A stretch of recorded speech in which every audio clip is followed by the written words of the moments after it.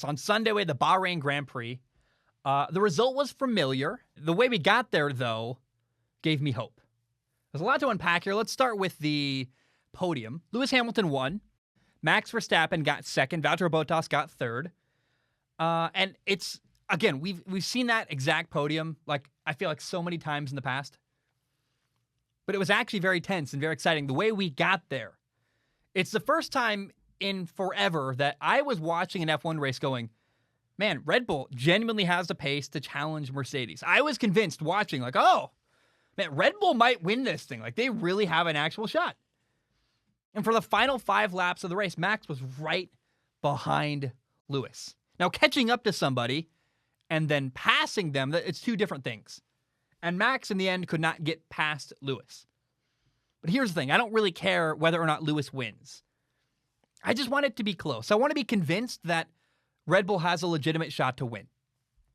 Watching on Sunday, I was on the edge of my seat. I was doing that nervous tick at the pen, going like, just doing my nervous, like, just, oh my gosh, this is happening. My girlfriend or my fiance and I are watching, going like, this might happen. Like, this really could be the day Red Bull beats Mercedes. Oh my gosh. Like, I just was so excited about it.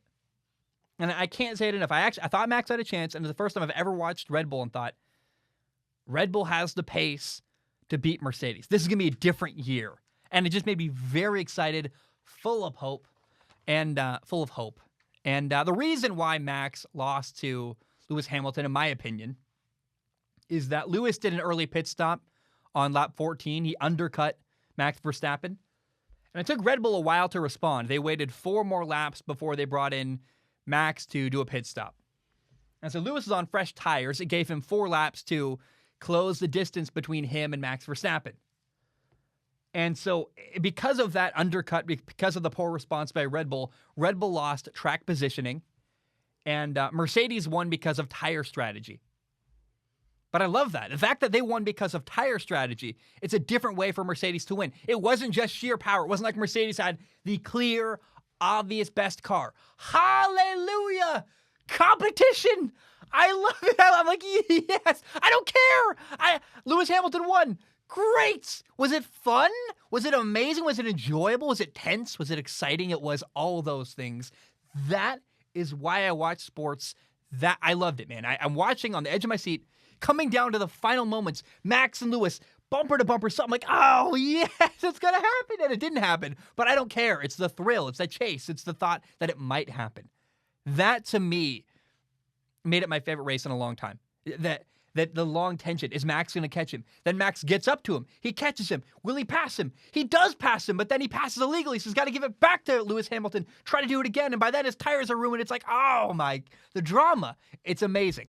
I had the time of my life watching on Sunday, and that battle, I love it. The battle between Mercedes and Red Bull, all year, I'm expecting it to be outstanding. It's what I think we all kind of were hoping. That race, other than Mercedes winning, that race went exactly the way people hoped it would between Max and Lewis. They're going to be fun all year, and it's going to make it an amazing, amazing year in Formula One. Now, there are 3 things I want to talk about that surprised me. 3 big surprises. Sergio Perez, Sebastian Vettel, and Charles Leclerc. Number 1, Sergio Perez did not even make it to Q3 in qualifying. He was supposed to start the race P11. Then on the formation lap, Checo Perez lost power. And instead he actually had to start the race from pit lane, dead last. So that's not obviously a good starting spot for Sergio Perez. And Red Bull, like we've seen so many times in the past, Red Bull once again did not get support from their number 2 driver. It was, again, like we've seen before, Max versus Mercedes. Max with 2 Mercedes cars behind him. And so now Sergio Perez had technical difficulties, plus he's learning a new car. I can excuse it. I get it. Hey, race number 1, fine. But Red Bull needs to get Sergio up at the front next race. It's got to happen. They got to get this figured out very, very quickly. They need Sergio Perez up there helping Max challenge Mercedes. It's got to be better moving forward. Now, credit to Checo. He's got incredible pace. He actually finished P5. From dead last to P5, that's not nothing. but he's got to have a better start to the race next time. They need to have 2 cars challenging Mercedes the entire race. If they do that, man, it's going to be really, really, it's exciting, man. I really want to watch a podium where, how crazy would it be to have a podium with 2 Red Bull cars rather than 2 Mercedes? If that could happen, I want to see Checo and Valtteri Bottas just back and forth, just battling it out for that 3rd place. It'd be so fun. That is what I want. And by the way, Red Bull's capable of that. It's pretty clear they got the pace. They just need to figure out the nonsense. Don't have your car die during the formation lap. Don't have a horrible qualifying session. I have patience, but not that much. I really want to see Red Bull continue to challenge Mercedes. Now, Sebastian Vettel was also disappointing in his start for Aston Martin. Now, he did not do great in qualifying. Then he got a grid penalty. So Sebastian Vettel was scheduled to go start P20, dead last before, of course, then Checo had the power issue. Then he started actually 19th instead of 20th. But he started the race at the back. Really could not overcome a lot of the challenges early on. He finished only P15. Meanwhile, his teammate Lance Stroll, the other Aston Martin, finished P10, got some points. So, got a point, excuse me. And I love the look of the Aston Martin green car. It's beautiful. It's like, that color is unbelievable. But as much as I love the color, I also have to admit I overestimated the power from Aston Martin. They look like they're going to be fighting for 5th or 6th all year rather than 3rd. I thought Aston Martin was in the conversation for 3rd place. It appears after one race now, it's a new team. Seb is learning. I don't want to overreact, but it appears to me that, Aston Martin's not going to be in the conversation for 3rd this year unless they make some drastic improvements. And I just walked away from race number 1. One race so far. It's, again, a lot of season ahead of us. But after one race, I was not impressed with Aston Martin. And maybe their eyes are on 2022, kind of like Alpine is and other teams. But so far, I'm like, Aston Martin, not that impressive. Now, I was very impressed with Ferrari. I rag on Ferrari. I do it whenever I can. I have no problem calling them out when they're bad. But what goes along with that, if you're going to call out a team for being bad, you have to praise them when they're good. And Ferrari was very, very good in race number 1. Charles Leclerc qualified P4. He finished the race P6.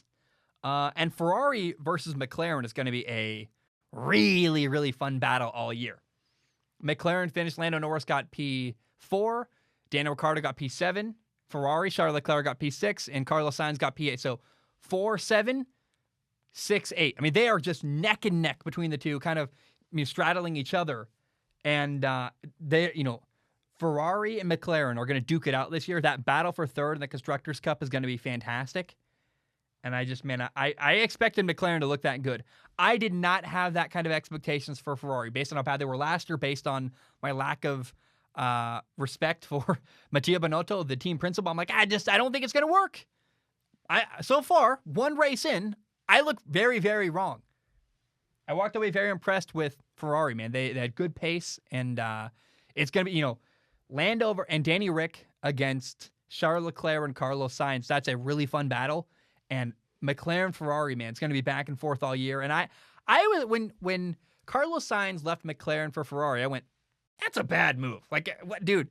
A team on the rise for Ferrari who's in the dumps. But to be honest, I mean, if they're neck and neck, and Ferrari is pretty clearly a much stronger brand than Ferrari, best thing Carlos Sainz could have ever done in his career. Be number 2 at McLaren or be number 2 at Ferrari, where they're the same power, but you have a gigantic, advertising stream behind you. Just a gigantic brand of, the Tifosi love Ferrari. I look at this. If it stays the course, if Ferrari really is 3rd or, right there with McLaren, then Carlos Sainz made an absolutely brilliant move. Probably did anyway. Even if Ferrari was terrible, you're a Ferrari driver. It's just huge for your brand and your, who you are and your persona. But especially now that Ferrari looks good, I look differently on the move Carlos Sainz made to Ferrari if they can keep it up. And I hope they do. I really want to see that battle. Ferrari, McLaren all year. That's going to be awesome. Now, Fernando Alonso had some trouble. He had to retire early. I believe lap 33, he had brake failure. I know he had brake failure. I think it was lap 33. And Alpine has work to do, man. Their reliability is going to be a concern for them. They've been really preparing hard for next year, 2022. And so right now, the battle for fifth is going to be Alpine, AlphaTauri, and Aston Martin. Right now, if I had to make a prediction, which I will, it looks like AlphaTauri is a team to beat for fifth in Formula One in the Constructors' Cup, where Yuki Tsunoda made his rookie debut in Formula One. Dude was impressive. Yuki Tsunoda, oh my gosh, man. He got P9 in his first ever race in Formula One. That's a big deal. Meanwhile, Pierre Gasly, his teammate, retired on lap 53 of 56. 3 laps to go, Pierre Gasly retired. I don't know if it's because he's just like, I'm not going to score points. It's not worth it. I think he must have had car trouble because early on, Pierre got into, ran into some debris and then lost his front wing and had to pit really quickly and ended up way in the back. But he really, ever since hitting debris, Pierre Gasly really, really struggled to recover. Very much he got outshined by Yuki Tsunoda, his teammate. So I think that's going to be an interesting battle all year. Yuki Tsunoda compared to Pierre Gasly. Who's better? And is Pierre Gasly going to be that continually streaky guy who is good sometimes and bad sometimes? I mean, is Yuki Tsunoda the next guy who's going to be next to Max Verstappen someday racing for Red Bull? Look, it's one race. It's a massive overreaction, but wow. Yuki Tsunoda looked really, really poised and very, very impressive. And from the rookie's standpoint, I mean, he's by far the best looking rookie on the track on Sunday. Let's talk about the worst rookie from Sunday. Let's talk about Haas, H-Ass. They're an American team. I'm an American. I got some disdain for Haas. Oh man, I love Gunter Steiner, their team principal. How can you not root for Gunter Steiner? But I've shown my disdain for the Haas rookie driver, Nikita Mazepin. Seems like a gigantic punk, and frankly, a bunghole off the track. A guy I'm not a fan of Nikita Mazepin, who he is as a person. He's only in an F1 car, by the way, because his daddy paid for it. Haas needed money. The dad, Nikita Mazepin's dad was like, I got some cash. I know you need money. Well, let's make a deal. He's an awful driver. Oh my goodness, Nikita Mazepin. His F1 debut, his debut race, Nikita Mazepin, it lasted all of 3 corners before he turned out, wiped out into the wall. And he was awful in practice, awful in qualifying, kept spinning out, kept having problems. Clearly, Nikita Mazepin is not one of the best drivers in the world, not even close. And I frankly think he's embarrassing for Formula One. Nikita Mazepin, awful. What are you doing there? You look out of place. Well, he's like the one that doesn't belong. It's just like, why is this kid here? And by the way, Monaco's on the schedule this year. Monaco's a very narrow, tight, technical track. I put up, I played the Formula One video game last night just to refresh my mind of what Monaco looked like. Oh my goodness. I can't even drive through Monaco in a video game, let alone in real life. It's unbelievable. And so my fear is that, Nikita Mazepin is going to take out somebody who's actually got a shot at points. I mean, I do not look forward to watching Nikita Mazepin try to drive at Monaco. And he's not going to drive. He's going to try to drive. And again, I'm afraid he's going to take out somebody who's got a legitimate shot at scoring points. Someone like Charles Leclerc or Lando Norris. What if he has an accident, runs into one of those guys, costs them a huge amount of points? I hate the fact that Nikita Mazepin is out there. I don't think he deserves it. I don't think he's a good driver. He's a playboy idiot and a terrible, awful Formula One driver. The final thing I want to talk about today, relating to Formula One. Clearly, I love Formula One. It's so exciting to me. Now, I love Tom Brady. He's my favorite NFL player of all time. I grew up admiring him. When people are successful, I tend to really, really respect that, admire that. And the parallels between Lewis Hamilton and Tom Brady are endless. They both have won 7 championships. That's kind of crazy. They've dominated for years. And football fans are very, very tired of Tom Brady, the quarterback, dominating the NFL. And watching Lewis Hamilton helps me understand how people must feel when they watch Tom Brady, where, I respect Lewis. He's amazing. And he was the better driver on Sunday. Like Lewis Hamilton and Mercedes, man, they didn't just win with sheer power, they won with strategy. That's a different, unique win for Mercedes. I loved it. But man, I don't know about you. I really, really want to see Max beat Mercedes this year. I want to see Max beat Lewis Hamilton. I think people watch Tom Brady and go like, I want to see Tom Brady lose. Even if they respect Tom Brady, they want to see it come. They want to see the guy lose. And I hate to admit it, I would love to watch Lewis Hamilton lose. I really would. That's why I think a lot of people are rooting for Red Bull this year, going like, that's an underdog. We like the underdog, and I want to see so badly. I want to see Red Bull win. I just think it'd be fun. It'd be so exciting and so cool.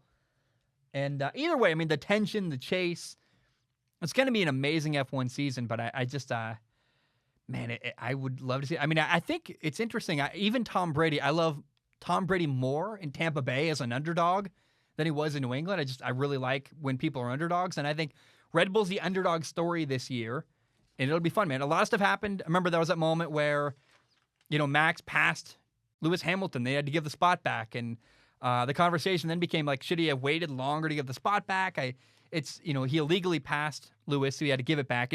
There's a lot to break down. I'm not going to get into everything, but man, what an amazing race. The next F1 race is April 18 in Italy at Imola, and oh man, I had a blast on Sunday. I really cannot wait for race number 2 in Italy coming up on April 18th.